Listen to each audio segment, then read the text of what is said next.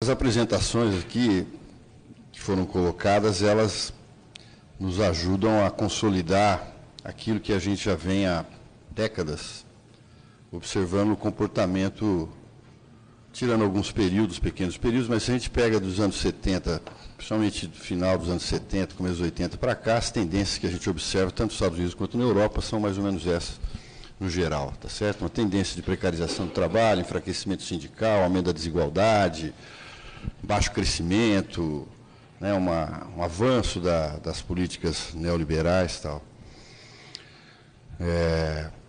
Eu acho o seguinte, nós, aqui no Instituto de Economia, recentemente, temos voltado a atenção para tentar entender quais são as possibilidades de superação dessa hegemonia neoliberal. Por quê? Porque a gente sabe, olha historicamente, o período desde do século XIX, século XX, a nossa abordagem é que há uma correspondência entre o modo de regulação, ou seja, a política macroeconômica, a política de desenvolvimento, como o Albert finalizou a apresentação dele, mostrando a importância de discutir as políticas macroeconômicas e as questões mais amplas, gerais, no plano internacional, para você compreender, não os determinantes, porque os determinantes acho que a gente já compreende um pouco, acho que avançamos bastante na compreensão, inclusive porque na etapa do pré-segunda guerra, a hegemonia liberal na época também provocava no mundo do trabalho características semelhantes ao que a gente observa dos 80 para cá. Então, o que a gente acha importante discutir, considerando que a gente já sabe sobre os motivos da emergência da hegemonia liberal, discutir como é que a gente pode superá-la, tá certo? Considerando, olhando para uma perspectiva histórica, a gente sabe que o que se construiu, principalmente no pós-guerra, ou seja, quando se consolida um mundo em que os trabalhadores têm mais poder, maior participação, maior representação, e aí começa a ter mais poder institucional, seja via Estado, via sindicatos, isso se traduz em avanço, em melhorias do ponto de vista do direito trabalhista, do direito social, direito sindical, previdenciário, e até mesmo da ampliação da participação política. A França, as mulheres passam a votar somente 37, quer dizer, isso não é... Mas, enfim, o que eu gostaria de dizer é o seguinte, se a gente olha para o período do pós-guerra, que é quando o que a gente está vendo hoje, a gente está olhando o seguinte, é um processo de desestruturação daquilo que a gente construiu nos países desenvolvidos, não é isso? Porque nos países em desenvolvimento, pobres ou da chamada periferia, a gente não conseguiu construir aquilo que foi construído nos Estados Unidos e nem, muito menos, na Europa, principalmente na parte da Europa social-democrata e mais desenvolvida tecnologicamente, industrialmente, que foi um período de grande avanço do ponto de vista da organização do mercado de trabalho, da redução das desigualdades, de praticamente eliminar a pobreza, de dar um sentido de uma coesão social em determinados aspectos. Então, como é que a gente observa esse período do pós-guerra? A gente observa com os determinantes desse período. A determinação para a gente é o quê? A ameaça comunista, foi importante, os resultados desastrosos do período de hegemonia liberal e do imperialismo, das guerras imperialistas, que provocou, que triturou a vida das pessoas do continente europeu e parte de outros países que participaram da Primeira e da Segunda Guerra Mundial. Obviamente, a ameaça comunista está no contexto da Revolução Russa, da organização dos partidos comunistas, socialistas, na verdade, da emergência de uma sociedade de massas que precisa ser incorporada de alguma forma, que acontece do final do século XIX e começo do século XX. A urbanização, o assalariamento, ou seja, essa massa ela demanda e ela precisa ser... os governos precisam responder a ela, seja como ocorre, por exemplo, principalmente na crise de 29, em 30, com o New Deal, ou com a proposta fascista, nazista ou revolucionária, seja lá como for, a social-democracia europeia, essa massa ela exige resposta, ela se apresenta como um ator importante. Ora, a resposta mais progressista que a gente vê no mundo ocidental capitalista é, né, o welfare state, a regulação, a emergência de partidos de extração operária ao poder, a regulação do trabalho, um conjunto enorme de direitos. Então, você tem o quê? É um contexto politicamente muito diferente do que o que a gente vive hoje. E, obviamente, é um contexto também que, do ponto de vista produtivo, tecnológico, o que você tem? Você tem a segunda revolução industrial e tecnológica revolucionando desde o final do século XIX e o que vai se consolidar ali no século XX, especialmente no período em que você organiza a economia mundial a partir da Segunda Guerra Mundial, regula, organiza, e aí você tem uma base material que cria riqueza e do ponto de vista da estrutura social, sociedade de massa sendo incorporada, indo, pelo menos parcialmente, ao poder, e você tem aí um pacto, uma forma de resolver o problema, de encaminhar, que é o quê? Cresce mais, aproveita a potencialidade. Não é um problema de ser política keynesiana ou não, é um problema de você se ocupar, procurar usar os recursos disponíveis que você tem para produzir mais riqueza. E, nesse sentido, a proposta do Keynes era essa. Como é que um mundo podia viver dispensando 15%, 20% da sua força de trabalho, da sua capacidade produtiva e ver, né, as sociedades convivendo com a pobreza, com a miséria, com a destruição, que é o que a gente via do capitalismo, principalmente de 14 até os anos 40. Então, você tem, talvez, 3, 4 aspectos importantes para entender a condição que você tinha tecnológica, organizativa, da segunda Revolução Industrial, né, que é um grande avanço, um imenso avanço em relação à primeira, do ponto de vista tecnológico, do padrão energético, da organização das empresas, da racionalização, da burocracia, das empresas grandes, das grandes estruturas, de incorporar a ciência como, né, um instrumento de acumulação de capital e de revolução permanente das bases produtivas e tecnológicas. Ora, isso desemboca em condições muito singulares num capitalismo mais regulado, ou seja, numa macroeconomia diferente no pós-guerra, num contexto de guerra fria, né, que vai se acentuando nos anos 50, 60, que não tem muita folga, até a Revolução Cubana, passa pela Revolução Chinesa, ou seja, Segunda Guerra, Europa, né, Oriental, depois a Guerra da Coreia, a Revolução Chinesa, Guerra da Coreia, Revolução Cubana, enfim, tá certo? Isso, a ameaça comunista, ela foi importante para entender como a resposta foi uma resposta, né, na verdade, estratégica, para você tentar segurar o avanço do comunismo nos países da Europa e alguns países da Ásia e América Latina. E isso, de certa forma, acabou, né? Nós temos, talvez, hoje, se a gente for pensar, então, a gente tem, e um outro ponto que eu também não falei, que eu acho importante para a gente refletir hoje, o ponto importante é o seguinte, que a crise dos anos ali da Primeira Guerra, ou principalmente dos anos 30, ou que vem com a Segunda Guerra, e as demandas todas colocadas, né, depois da Segunda Guerra, e a mudança nas relações de poder, ela expressava uma parcela imensa da população em situações de precariedade e pobreza, coisa que hoje, se eu olho hoje, que eu vejo, por mais que a gente veja os dados, né, a apresentação aqui do John Smith, do Albert, o que a gente percebe é o seguinte, a quantidade de miseráveis que existe hoje, de pobres, de excluídos no mundo do trabalho, nos Estados Unidos e da Europa, do ponto de vista da expressão política, seja, a quantidade de pessoas e o poder que essas pessoas têm, ela é possível do ponto de vista não só,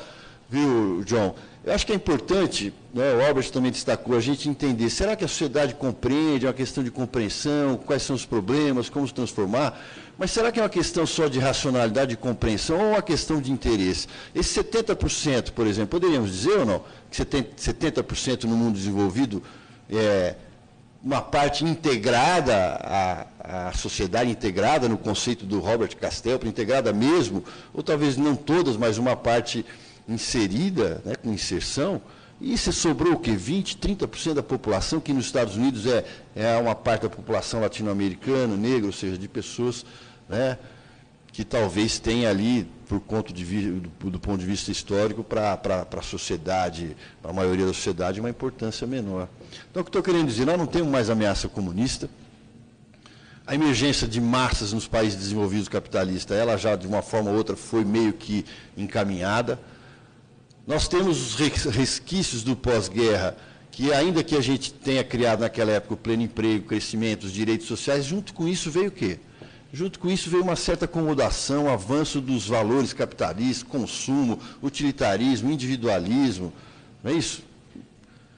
Então, será que nós estamos olhando para frente e pensando assim, de onde vem a transformação para enfrentar um mundo que a gente sabe que, cujos impactos sobre o mundo do trabalho, não só sobre o mundo do trabalho, sobre a sociedade, porque a gente for olhar do ponto de vista mais amplo, a gente sabe, é crise no mundo capitalista ocidental, dos países desenvolvidos, eu diria mais ainda, porque o mundo dos países capitalistas em desenvolvimento e dos países pobres sempre foi uma crise estrutural, uma desigualdade, uma pobreza, uma precariedade estrutural e que tem, né, coisas novas agora, depois eu vou falar um pouco.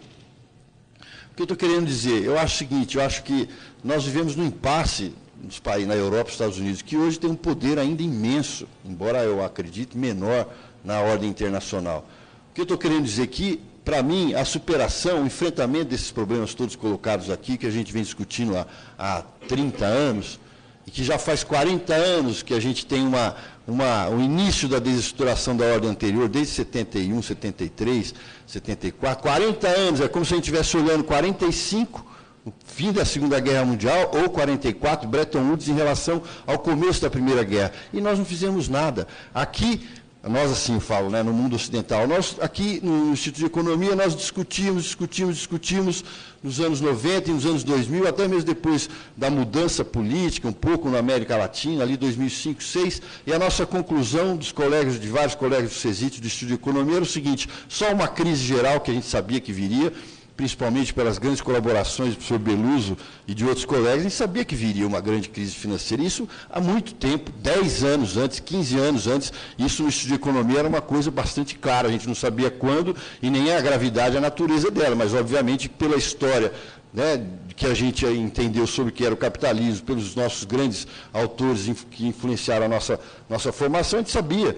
E a gente achava que essa crise, pelo também que a gente viu com a história, que ela poderia trazer mudanças, que ela poderia trazer uma reação das sociedades numa intensidade que poderia transformar e ir enterrando essa ausência, né, de regulação do capitalismo, que é um determinante, eu acho, mais importante de todos para pensar a crise, tá certo? A não ser que a gente também vá para uma posição um pouco mais radical de resgatar a ideia de que realmente não dá para construir uma sociedade justa, equitativa, tal, no capitalismo. Então, eu diria o seguinte, o grande problema, eu acho, obviamente, a gente tem que continuar no dia a dia da gente, a gente faz as pesquisas, mostra os dados, mas a gente vai cada vez mais vendo o seguinte, pior aqui, pior ali, pior aqui, pior ali. Nos países desenvolvidos, na Europa, em parte dos países pobres em desenvolvimento também vem piorado, mas isso não acontece no geral para o mundo inteiro, ainda bem. O que eu queria defender aqui é o seguinte, nós precisamos pensar, essas nossas pesquisas, as conclusões são importantes, olhar para o mercado, para as relações de trabalho, regulação, movimento sindical, mas eu acho que isso está levando, a gente tem que pensar o seguinte, de que forma essas mudanças estão apontando ou não, mudanças que podem construir forças para mudar essa ordem, porque eu não vejo como superar os problemas, não só o problema do mundo do trabalho, mas da desigualdade, né, social mais ampla, que foi ampliada nos últimos 30, 40 anos, para reduzir a instabilidade. O sistema é completamente instável, a gente lista, você pode listar mais de 30 crises no capitalismo ocidental dos anos 70 para cá. Essa foi talvez a maior, mais ampla crise, essa última de 2008. Mas foi um contexto dos anos 80 para cá, ou dos 70, de uma crise atrás da outra. Né? A crise que afundou a América Latina, depois deu um fôlego, vem a crise de novo mexicana, não a dos 80, dos 90, a crise asiática, a Rússia, a Argentina, Brasil. Ou seja, a crise da Nasdaq, da Bolsa de Nova York em 87, é um contexto de instabilidade, aumento da desigualdade, exclusão, né? você vai usando o conceito que você quiser, ou seja, uma tendência completamente negativa para a sociedade, do ponto de vista econômico, do ponto de vista social, do ponto de vista político também. É ou não? Ou será que do ponto de vista político tem alguma coisa boa? Tem alguma contradição ocorrendo? Tem algo que aponta para uma mudança nos países desenvolvidos ocidentais? Por quê eu estou dizendo isso? Porque eu acho que não dá. A ordem internacional, se a gente vê essa ordem internacional, está assentada no quê? Uma desregulamentação, numa hegemonia neoliberal. De onde vem isso? De onde vem? Obviamente, se a gente olha para a história um pouco, fala, bom, a ameaça comunista não tem mais. O Perry Anderson dizia, na segunda onda do neoliberalismo, o neoliberalismo já mostrava o quê? Seus impactos desastrosos. Mas aí caiu o Muro de Berlim, desestruturou a União Soviética, você vê aqui uma segunda onda aqui, que afetou a América Latina também, uma segunda onda. Mas olhem só, isso afetou a Ásia? De que forma essa nova etapa dos 80 para cá afetou a China, um país que fez revolução, tem uma estrutura de poder diferente? De que forma isso afetou a Índia? Afetou a Índia negativamente, se a gente olhar o que era a Índia nos anos 70 e o que é hoje? Afetou a Coreia negativamente? Afetou os tigres asiáticos negativamente? Esse neoliberalismo conseguiu entrar lá como ele adentrou na Europa e na América Latina? Ou na África também? Eu acho que não. E aí, mais um ponto que eu quero colocar aqui. Os impactos desastrosos do neoliberalismo na América Latina foram rápidos e intensos. E talvez esse seja um dos pontos mais importantes para compreender a mudança que ocorreu nesse continente, não em todos os países, do ponto de vista político. Por quê? Porque os impactos do neoliberalismo em sociedades pobres, desestruturadas, com um grau de pobreza e exclusão imenso, obviamente foram muito maiores do que foi esse impacto do neoliberalismo nos Estados Unidos e na Europa, em sociedades com redes de proteção, como na Europa mais amplas, generosas, e em países com salários mais altos, produtividade, organização maior. E tanto é que aqui a gente vê o quê? A gente vê, olha só, o que a gente vê aqui? Crescimento, tá bom, foi um crescimento maior nos anos 2000, uma taxa de crescimento, mas não muito alta como a gente tinha, por exemplo, no caso brasileiro, de 7% entre 50 e 80. Mas o que você olha é o seguinte, a mudança política num contexto internacional, do ponto de vista mais estrutural, adverso, que é a coisa da influência da política neoliberal. O Brasil, por exemplo, a nossa política econômica ela não foi totalmente transformada. O que a gente chama de tripé neoliberal, das políticas de meta de inflação, superávit primário e câmbio flutuante, ele permaneceu, esse tripé. A gente avançou em outros aspectos. Mas olha só, com um crescimento maior e com um governo, com um crescimento um pouco maior, ainda muito assentado em setores, por exemplo, mineração, agronegócio, alguns tiveram uma expansão maior na indústria, nos serviços, quase todos, porque isso é impacto da estrutura produtiva, agricultura, pecuária, transportes, indústria sobre o setor de serviços. Ainda que a gente tivesse tido um crescimento maior, ele não foi tão grande, comparado à nossa história. No caso brasileiro, com certeza. Olha só, mas o que ocorreu? Esse crescimento, num contexto de mudança política, foi suficiente para que a situação no mercado de trabalho melhorasse em vários países, no Brasil, na Argentina, no Uruguai, principalmente. Porque você teve o que? Aproveitou a melhoria dos termos de troca, um maior crescimento econômico e conseguimos distribuir um pouco a renda. A situação não era melhor por causa do preço das commodities, um pouco maior crescimento, mas ainda havia e há uma pressão de manter essa política neoliberal. Ainda há, e hoje no Brasil a discussão é imensa sobre isso, a discussão e o embate político. O que eu estou querendo dizer? Estou querendo dizer que os constrangimentos ocorridos, pelo menos aqui em 10, 12 anos, a gente viu que com um pouquinho mais de crescimento, de riqueza e com distribuição, o que não ocorre nos Estados Unidos e na Europa, ou seja, com distribuição, um pouquinho mais de crescimento, melhorou um pouco a situação. Nos Estados Unidos e na Europa, o que a gente vê? Você tem um outro contexto, a emergência da Ásia, com um padrão diferente, não entra nessa, em geral, principalmente a China, não entraram nessa conversa mole de políticas neoliberais, de abertura, de fluxo de capitais. Ao contrário, estão se beneficiando dessas políticas do mundo ocidental. E os capitalistas estão lá, os americanos, os europeus estão lá se beneficiando também. Os países, as nações estão perdendo. Então, o que eu estou dizendo? Não se não se construiu uma nova ordem, a ordem é adversa aos trabalhadores, obviamente, àqueles que foram perdendo o poder dos anos 80 para cá, e você olha que a situação vai se agravando para aquelas pessoas, quanto mais estão na base da pirâmide, do ponto de vista da inserção social lá nos 80, do ponto de vista da força política, por exemplo, pega os migrantes, negros, mulheres, você vai olhar e ver o que é a situação deles no trabalho, nos Estados Unidos e na Europa. Então, o que eu estou querendo dizer? Olha, há uma nova etapa, tá bom, é complicada, há uma emergência asiática com custos baixos, com vantagens competitivas, há uma transferência da produção, do emprego, do investimento dos Estados Unidos e da Europa para a Ásia, para uma parte da Europa Oriental, ou para outros países em desenvolvimento. A situação está difícil? Está difícil. Por exemplo, poderia estar difícil, poderia ser diferente. Podemos dizer que está difícil. Qual foi a articulação que a Europa e os Estados Unidos fez nesse contexto?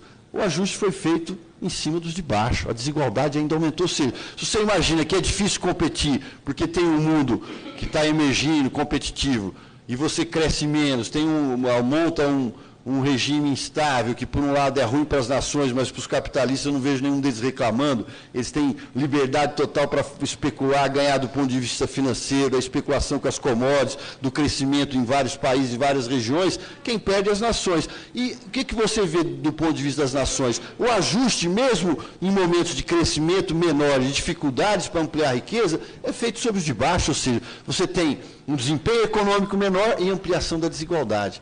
Não sei se vocês estão entendendo, aqui na América Latina, num momento só específico dos últimos 10, 12 anos, em alguns países você teve um crescimento um pouco maior e redução da desigualdade. Então, eu estou querendo dizer que, no fundo, se a gente não conseguir mudar o modo de organização, a ordem internacional, na verdade, não é uma política macroeconômica nacional, obviamente, é a incapacidade de fazer política macroeconômica nacional que tem eficácia, ela é pequena. Ela existe, eu acho. A China é o maior exemplo disso. Numa ordem internacional adversa, ela consegue, né, se apropriar de benefícios dessa economia mundial, né, instável e em crise. Ela tem crescido, tem vendido, exportado muito para os Estados Unidos, para a Europa, para a América Latina, vem se tornando o primeiro parceiro. E as políticas delas, obviamente, da China, não são políticas neoliberais. O que eu quero dizer? Eu acho que a grande discussão é isso. Nós precisamos, isso está em vários autores já há muito tempo, é preciso reconstruir a ordem internacional, achar que nós vamos conseguir mudar expressivamente a questão do emprego, da regulação do trabalho, e não é só direitos ligados ao trabalho, são direitos sociais, né, a welfare state, as políticas sociais em geral, que elas vêm piorando, vêm se deteriorando nos países ricos em desenvolvimento e em alguns países pobres, mas não todos. Você tem países em crescimento como a China, que o salário vem subindo, vem discutindo a criação de redes de proteção social, tá? Obviamente tem problema, mas, enfim, aponta por um caminho diferente, eu acho. O que é necessário para transformar essa ordem? Esse é o problema. Essa massa, essa sociedade de massa europeia e americana, ela hoje tem interesse. Ela tem interesse em fazer uma transformação profunda, não estou dizendo nem revolução, nada, e tem poder, mas não só poder, tem interesse, é 70% integrado, não só a compreensão do que é necessário fazer, porque a compreensão depende um pouco do que você quer. Se essa massa está integrada, minimamente integrada, ela quer transformar o quê? O que ela quer transformar? Qual é a importância da transformação para ela? Agora, a América Latina precisa transformar a massa integrada aqui, não chega a 20%, 30%. Esses dados de pobreza que você mostrou são dados de pobreza por critério de renda. Aqui no Brasil também, a pobreza caiu muito quando eu pego o critério de renda. Agora, quando eu vou pegar o problema da habitação, do transporte, da saúde pública, da educação, eu vejo que o que melhorou foi muito pouco. A maioria da população na América Latina não está integrada, é pobre. Se eu pegar o conceito de pobreza de condições de vida, que nós também no Instituto participei 6, 8 anos fazendo pesquisa, fiz minha dissertação universitária sobre isso, a gente vai ver que o avanço da pobreza, a redução da pobreza, um conceito como ele deveria ser tratado, foi muito modesto, porque também é um período de 10, 12 anos. Agora, quando você pega o critério de renda, é óbvio, tá certo? E um critério baixo, como das instituições multilaterais. Então, eu acho que aqui tanto aqui ou em outros países, por exemplo, que você teve mudanças políticas profundas, na Coreia do Sul, lá atrás, na China também, enfim, aí você tem uma estrutura, organização política que se soma a essa massa de gente que precisa de emprego, ou seja, a processos mais atrasados de formação de uma sociedade de massas, de urbanização, sociedade de massas, que eu pego aqui, o Brasil. Quando é que o Brasil se torna uma sociedade urbana, industrial, sociedade de massa? Isso é que vai acontecer nos anos 70, 80, faz pouco tempo. Praticamente o mundo entrava em crise, nós também entramos, e é quando a gente tem o quê? Tem que se defrontar com essa sociedade de massa e dar uma solução para isso.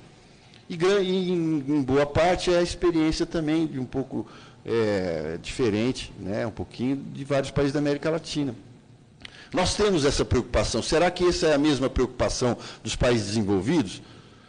E até, vou dizer aqui claramente, ser muito honesto, na forma dos europeus americanos olhar o problema, parece o seguinte: quando eu olho vários autores, eles olham, vejo, nós temos uma rede aqui, Global Labor University, temos nossos alunos, a gente vê os caras olhando, e o seguinte: cadê a grande discussão que a gente faz nos países desenvolvidos, ou que vem do movimento sindical internacional e tal? O que é que nós queremos fazer com a África? O que é que nós queremos construir do ponto de vista? A regulação do capitalismo, os direitos, passa pelo quê? Pela manutenção do padrão de vida da Europa? Padrão de vida americano, é isso? E a discussão, como é que a gente faz para distribuir os recursos e as possibilidades de crescer e de reduzir as assimetrias internacionais? Onde é que estão os projetos para isso? Como vão fazer? Ou isso, o problema se trata hoje em preservar o welfare state europeu. Não estou dizendo que eu sou contra, sou a favor, eu acho que a gente deveria caminhar para chegar, essa é a nossa referência, sempre foi, sempre estudamos muito a Europa, Estados Unidos, Canadá e outros países, por isso. Falo agora, obviamente que nesse contexto a redefinição da ordem internacional, ela tem que passar por uma discussão que abra possibilidade para o desenvolvimento do continente latino-americano, africano, de países da Ásia, não é possível. Porque a gente olha lá, os europeus, com esse grau de integração, de proteção, tá certo? E tem problemas hoje, gravíssimos, mas e os outros países? Os outros países não têm nem indústria. Estão lá sendo explorados, o seu petróleo, as suas minas, estão sendo explorados por grandes empresas estrangeiras, às vezes até pela China, que levam trabalhadores, entendeu? Que ajudam muito pouco o desenvolvimento do emprego, da infraestrutura, tá certo? Então, ou seja, eu vejo com bastante pessimismo. Por quê? Eu acho o seguinte: talvez quem possa pesar mais na redefinição da ordem internacional seja a Ásia, ou não? Porque os capitalistas americanos, John, são favoráveis a uma política americana diferente? Não. Eles querem mobilidade de capital, eles estão na China, eles vendem para os Estados Unidos, vendem para outros países, eles querem câmbio flutuante, eles querem comércio aberto. Entendeu? É isso que eles querem. Porque se os Estados Unidos começarem a fazer políticas protetivas ao emprego lá, todo o capital americano investido na China vai ter dificuldades, porque o grande mercado hoje para o mundo, para a produção chinesa, é os Estados Unidos. E a China, como um país que tem dificuldade de recursos minerais, ela precisa exportar para poder importar. Tá certo? Então, ou seja, a redefinição da ordem internacional não vai sair, né, da mudança política na América Latina, que está em xeque, né? A gente está vendo a Venezuela, está em xeque o poder de lá. No Brasil, essa eleição foi apertadíssima e a gente está vendo, imaginando o que pode ser para frente. Na Argentina, tive lá também, conversei com vários colegas que estão no governo, no movimento sindical, tem uma preocupação enorme, né, com a grande possibilidade de perder a eleição agora. Se isso ocorrer no Brasil, na Argentina, na Venezuela, eu acredito que nós temos a grande chance de ter um retrocesso brutal. E o peso político, geopolítico da América Latina no mundo é quase nada, né, do ponto de vista das tarefas que a gente precisa fazer. Então, a gente fica olhando, fica pensando, eu estou querendo mais problematizar, colocar o seguinte: de onde vem transformação? Será que vem transformação? Aquela que a gente conheceu e que ocorreu na Europa e que a América Latina pegou as migalhas ali, a beirada, cresceu um pouco, se industrializou, porque a guerra entre os Estados Unidos e a Europa aqui, a concorrência, vieram as empresas multinacionais para cá, mas enfim, né? Será que nós temos hoje condições para pensar a transformação do ponto de vista regulação do capitalismo? Porque a regulação do trabalho, no período, né, em que ela se consolida no pós-guerra, ela veio no contexto de regulação do capitalismo ocidental. Não há outra experiência de ampliação forte, consolidada dos direitos trabalhistas, sociais, do que nesse período, tá certo? Num período de capitalismo regulado. Hoje a grande questão é o seguinte, os empresários dos países desenvolvidos dizem, eu preciso ter um trabalho mais barato, então faz o ajuste para reduzir o trabalho, não só com aumento de produtividade, máquinas, equipamento, faz o ajuste reduzindo direitos, benefícios, para reduzir custo. Por quê? Porque a Ásia e outros países da América Latina e tal, eles têm um custo mais barato. Não é isso. Reclamam desse tipo de coisa. Ora, mas qual é o tipo de ajuste que nós vamos fazer? Nós precisamos regular a concorrência ou não? Se não tem regulação de concorrência, se não tem uma reestruturação da ordem internacional, à base, por exemplo, de Bretton Woods, no seu contexto, no contexto diferente, que regule o câmbio, né, o comércio, o investimento. Por exemplo, nós vivemos numa etapa condenada pelos grandes autores críticos do capitalismo, todos eles. Como é que nós vamos poder pensar em crescimento? E olha, hoje a discussão, um problema adicional, a discussão de crescimento hoje, ela tem um problema muito diferente do que era a discussão de crescimento dos anos 30 e 40. Não vão continuar crescendo? Em alguns países precisam crescer ou não? A Suécia precisa crescer? A Dinamarca precisa crescer? O que falta lá? Ou eles precisam manter a estrutura? Eles precisam assim, melhorar a infraestrutura, a escola, a educação, a infraestrutura urbana, transporte e tal? Não. Então, agora, a América Latina precisa, a África precisa, a Ásia precisa. Então, a discussão sobre crescimento hoje ela é muito fortemente permeada pela discussão do meio ambiente. Não dá para pensar, isso é lógica do capitalismo, então vamos crescer, crescer, crescer. Não dá, você vai ter que fazer uma discussão agora. Quem é que não pode, não precisa crescer tanto? São os países desenvolvidos. É óbvio isso, não é todo mundo. Se o Brasil não crescer, como é que nós vamos produzir cimento para fazer moradia adequada para todo mundo, asfalto para as rodovias? Temos que crescer, não tem jeito, tá certo? Então, ou seja, eu acho que nós estamos muito distantes. Discutir o trabalho, obviamente, estou com aqui bastante eu sou pesquisador na área do trabalho, poderia fazer uma fala, mas a cada ano, a cada mês, a cada dia que passa, eu vejo o seguinte, a grande discussão que vai trazendo para a gente é a discussão de como pensar as forças. Essa eleição no Brasil foi decisiva para que a gente passe a pensar cada vez mais nessa dimensão, tá certo? Porque os 10, 12 anos que a gente teve um pouco de mudança, melhorou, o Brasil avançou, não foi uma mudança estrutural, do meu ponto de vista, não temos um padrão novo de desenvolvimento, nem uma sociedade, nem uma política econômica tão claramente consolidada, não temos, é um desafio imenso agora para a gente continuar crescendo, mas quando a gente olha para o mundo e fala, de onde pode vir uma transformação? Estão esperando o quê? Revolução tecnológica? Está em curso, como teve a segunda que ajudou a construir o welfare state, aumentando a produtividade. Mas não temos ameaça comunista. Os capitalistas hoje, os financistas, os cínicos da crise de 2008, ou de qualquer país como a gente vê, eles têm medo do quê? De quem eles têm medo? De comunista eles não têm mais medo. Eles não têm medo sequer da estatização.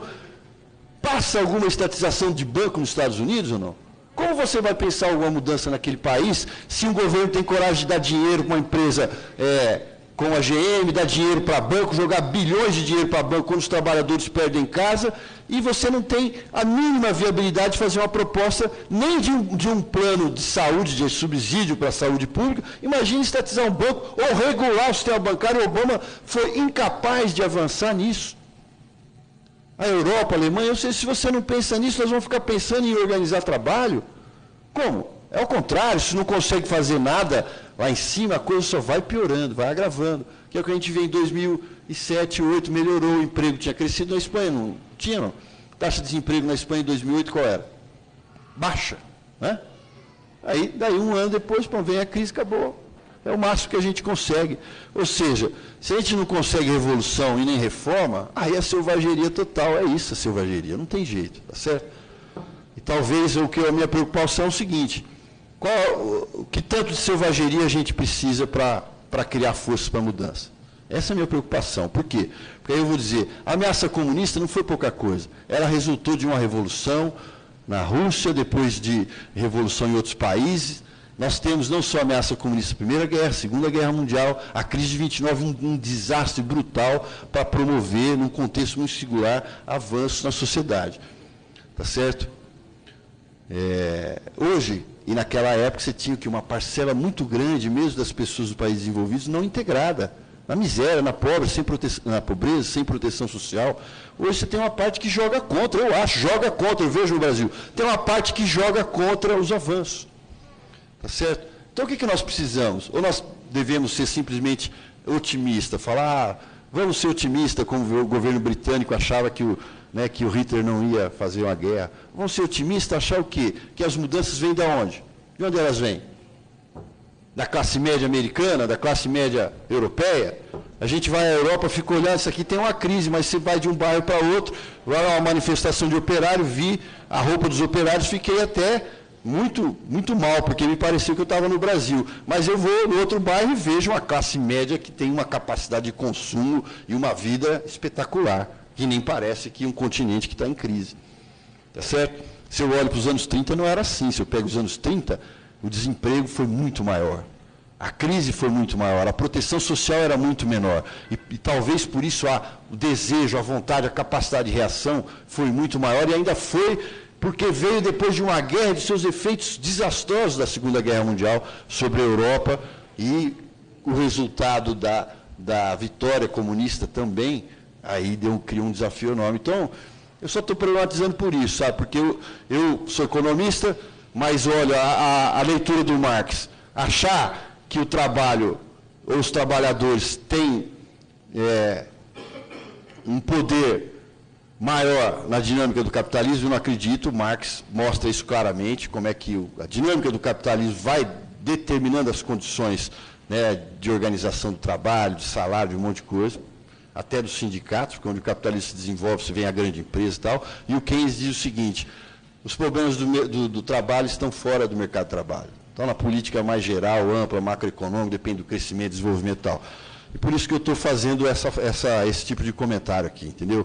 Eu acho que a nossa dimensão hoje é difícil também, mas o que vai valer para a gente avançar, e acho que é importante, então, mas do ponto de vista da transformação, o que vai valer para a gente passar mais uma década descrevendo os processos de precarização, deterioração, flexibilização, terceirização, parará?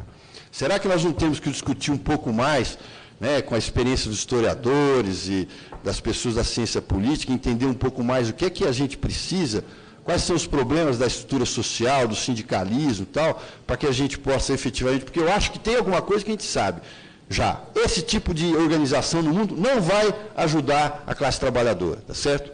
Não vai.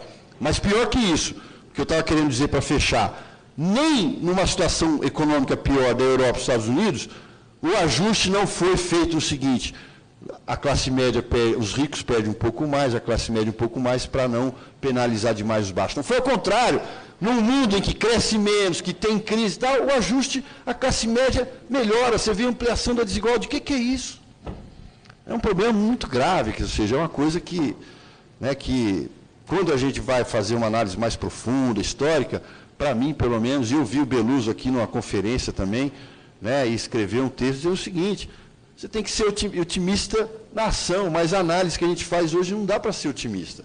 A gente tem que continuar batalhando, lutando, e tem que fazer um diagnóstico muito profundo,